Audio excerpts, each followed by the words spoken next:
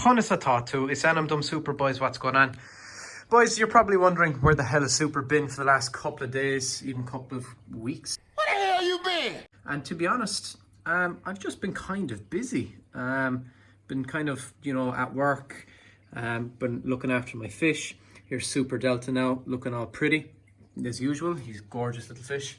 And I've been, you know, just working on my aquariums. I've had a few new projects going on in my aquarium, with all my aquariums, to be honest. And, you know, a couple of fish have actually ended up a little bit sick at the moment. I have rummy-nosed tetras that I'll get to now in a second, and I'll show you them.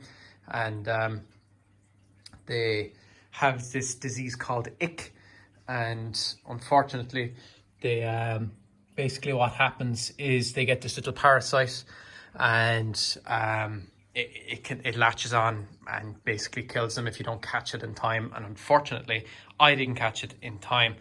So yeah, this is basically what I've been doing. I'll give you a quick tour of my aquariums, just kind of show you what I've been up to really. So I aquascaped Super Delta's tank, so you can see it there. It looks kind of cool. I'll show you kind of like that, which kind of came out well. And this is my 240 litre. That little tank here is 34 litre, whereas this is 240 litres. And in this we keep discus, we have Denison barb, we have electric blue acara, and we've got an African ropefish. He's just lurking there. You can kind of see the tail of a clown loach. Yeah, he just zoomed in there. A clown loach. There's 6 discus, I believe, in here, so you can see all their colours. They're really, really cool. My Denison barb are beautiful as well. To be honest with you, the Denison barb at the moment look like they might have a little bit of a slime coat issue, but that is easily treated. I've got antibacterial stuff there, so it's not too bad.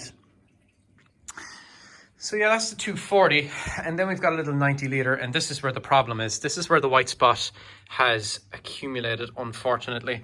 And in here, we've got these little blue and red guys, which are known as cardinal tetras. We have 6 of those.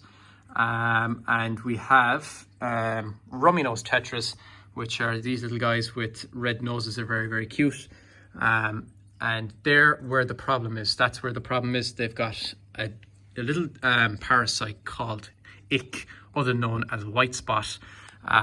This guy right there, let's see if it focuses. I'll zoom into him a little bit.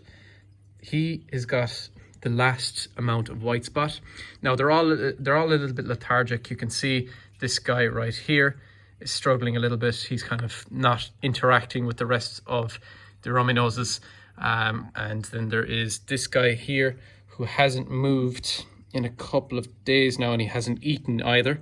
So I'm a little bit worried about this little chap here and this guy right there. But yeah, you can see the rest of them are kind of active. The rest of them are kind of, they kind of interact with each other, all tetras, so they kind of just go together really well. But I've treated them. They had their last treatment yesterday, so we're giving them a break on the 5th day. And then on the 6th day, they will receive another treatment, their last treatment, which is 12.5 millilitres of protozin, I think, or yeah, protozin, which is a treatment for ick. So that's the 90 litre tank. And then over here, we have a little 10 litre with my candy cane Japanese fighter, commonly known as a Betta. Now his style of Betta is known as a placat. He's beautiful as well. You can see all these gorgeous little colours on him. There's the zoom up of him. He's beautiful little fish. And he is also the same as Super Delta here, who is, I don't really know what he's doing right now, but they're all known as bettas or betas, depending on where you're from. And we have another Betta right here. I think I'm gonna let you guys name him actually. Leave it down in the comments section down below. And you guys can name this guy. Obviously we have Candy Cane, and over there we have Super Delta. So I'll let you guys name this guy in what name you think would suit him the best. And then we have a female fighter, female Betta. She's also beautiful. She's a half moon Betta, so she gets really, really large fins.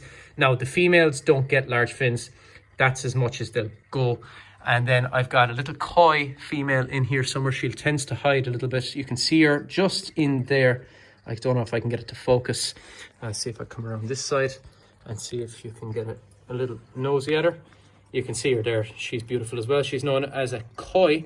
She is a koi betta female. She's beautiful. Like focus camera. There we go. But yeah, that's what we have in there. And that's the 125 litre tank. Focus camera. There we go. So that's 125 litres. That's a 10 litre. That's a 90. That's a 240. And that's a 32 litre.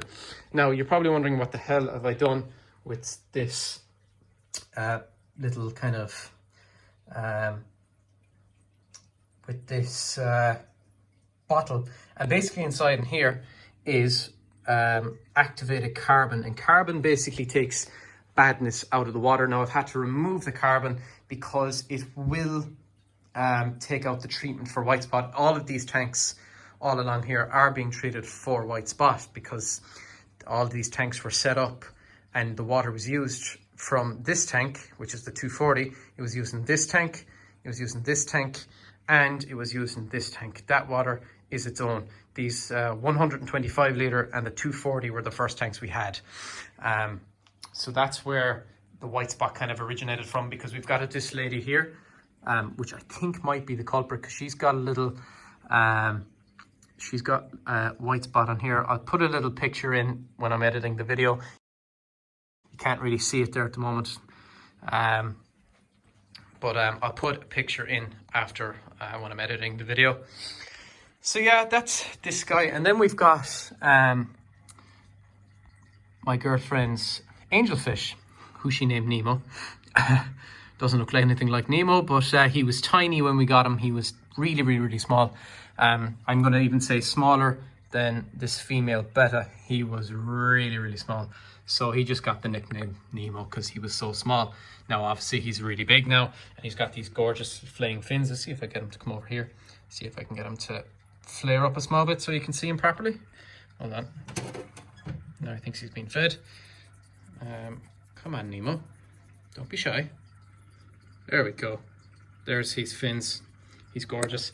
And then my projects that I've been working on for the last 2 days that I haven't really gotten much done on is this tank, which is another little 10 litre.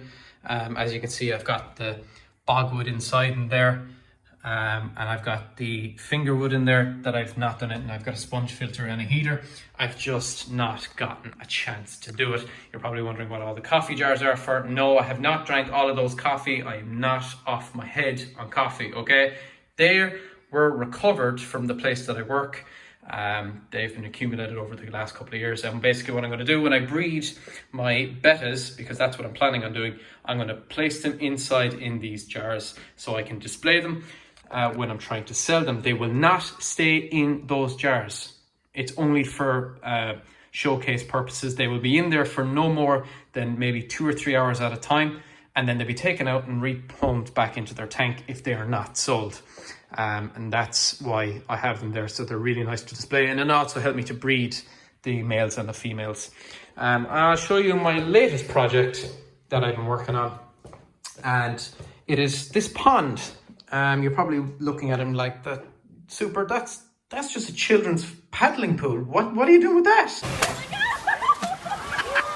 And to be honest with you, yes, it is a children's paddling pool, but my idea for it is I've obviously filled it up with water. There's 500 litres of water inside in that little paddling pool.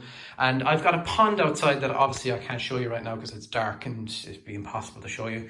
I'll put a picture in of it later. And obviously the winter will set in here in Ireland and it will get very, very, very, very, very, very, very cold, and the fish could die. So I'm just not going to have that, as well as the fact that my girlfriend is actually getting butterfly koi tomorrow, and I'll be putting them in here. And don't worry, I will be putting a filter on it. They will be safe in here, and it'll keep them at the right temperature that they need to be, which is 20 degrees Celsius, no more, no less. Why does that look funny? I don't like the way that is looking right now. That's kind of okay. So that's mildly concerning because it's starting to kind of, the shape of it's gone a bit funny. Hopefully it doesn't break and I end up with 500 litres of water on the floor. That would be a disaster. How would I'm not sure I'd be able to explain that to my landlord very easily. What the fuck have you been lately? But anyway, guys, that is pretty much what I've been doing. There's not much else to tell you about. So guys, thank you for tuning in and listening to the video. If you made it to the end, hit the like button and leave a comment saying you got to the end of this video. Show your patriotism, and it'll be cool to see your comments, guys. And we will be back tomorrow with a stream on Crew 2. Don't worry. If you think as well that I should make a second channel about the aquariums and that's something you'd be interested in seeing, please let me know in the comment section as well. But make sure you also say I made it to the end of this video. All right, boys. Go to Mila Markets, August, and Slana Valia.